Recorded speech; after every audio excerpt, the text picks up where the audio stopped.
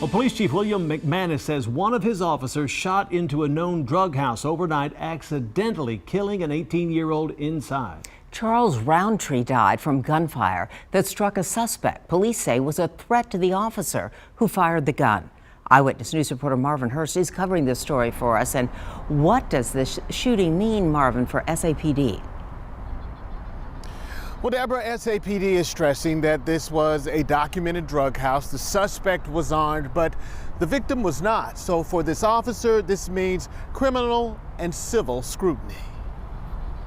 Everybody know about here, Robert Street. Rudy Sanchez has been living on Robert Streets for 60 years. The Korean War veteran can clean up in front of his home, but can't do the same for his drug-infested street.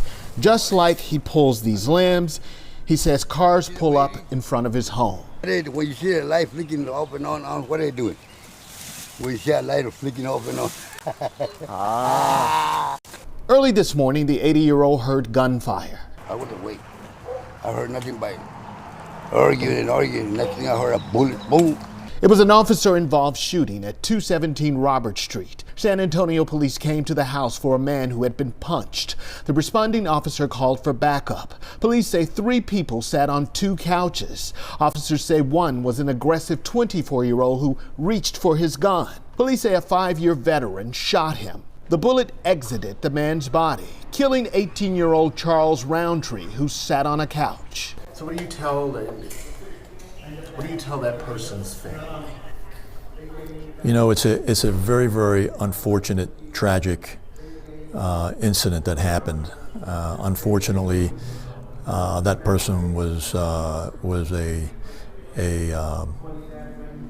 person who happened to be just sitting there and was wounded or was killed by a bullet that was fired at someone who was attempting to use deadly force against police. 217 Robert Street is a known drug house to police in the city of San Antonio. A records check for the entire block shows SAPD has been there 111 times in 2 years. In that same span at 217 Roberts, police have been to the home 130 times, 64 times for drugs, 6 times for gun-related incidents, including shootings. No one going in or out of the house wanted to talk about the shooting. Down the block, it's just another day on Robert Street for Rudy Sanchez. So the San Antonio Police Department will do their routine investigation, forward it to the DA's office. The DA will decide if this case should be put before a grand jury. As for the suspect in this case, the 24-year-old, they tell me, just got out of jail. He faces criminal charges again. The victim in this case, we don't know that much about, but we're working out on finding more out about him.